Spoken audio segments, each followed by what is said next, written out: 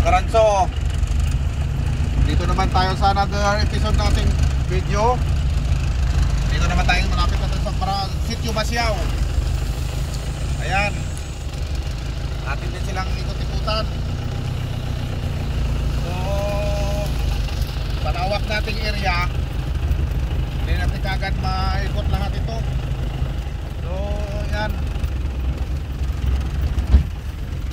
papunta na tayo dito sa sa isang magandang lugar din. Dito tayo ngayon sa tatawag na Sitio Basiao. Ito, ang Sitio Basiao ay sakop yan ng Barangay Harigi. Yan. Kaso lang medyo malayo-layo sa main road dito. Dito tayo ngayon dumaan sa sa PD Road. Uy, medyo maputik ito rito. Yan.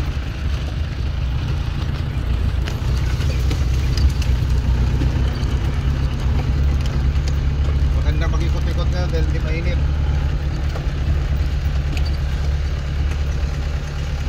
Kaya kung napapansin nyo, walang ibang sasakyan, tayo lang. Yun, mga kasama natin dito, mga hayop, baka, kalabaw, kabayo. Ito, medyo akit tayo sa medyo matarik ng lugar. Yun, kaya kailangan ang sasakyan mo dito ay talagang naka-design sa 4x4. Yan, akit tayo, baon na tayo. Yan. So, diretso lang to. Yun.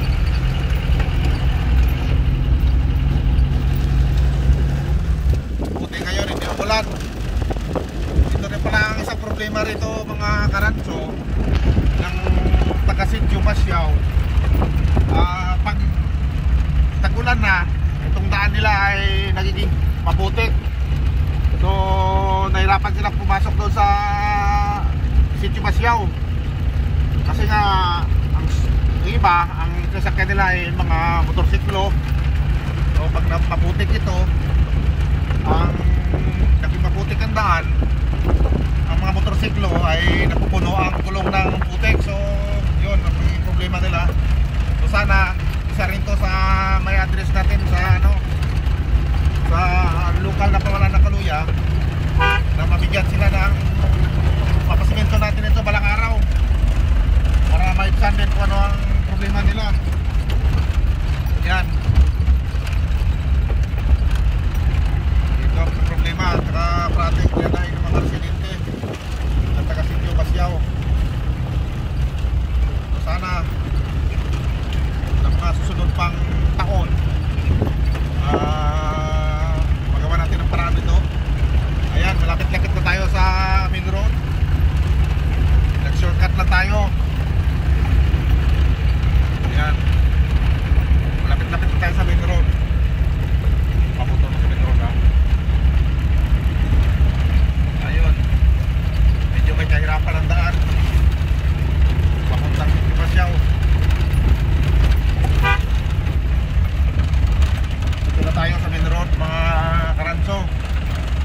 Yan, kung nyo mapapansin, dito na tayo. Yan, yan, napakahaba pa ng kalsada.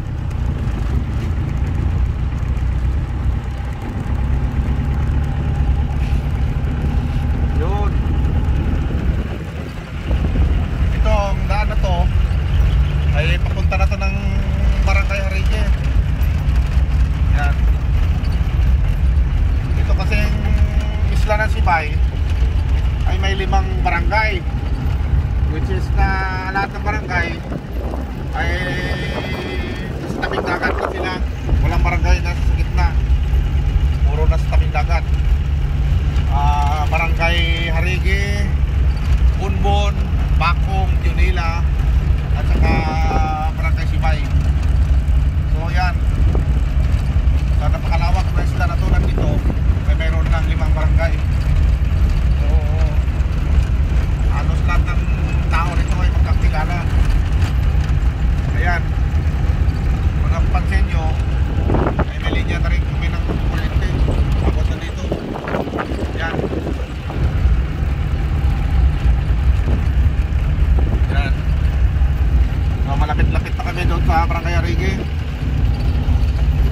mga karanso. Hanggang dito na lang muli. Hanggang sa muli na pag-upload pag-video ko ulit. So kung hindi pa kayo nakapag-subscribe, mag-subscribe na kayo at ipindutin nyo ang notification bell para maging updated kayo sa lahat ng mga video ko. Maraming salamat mga karanso.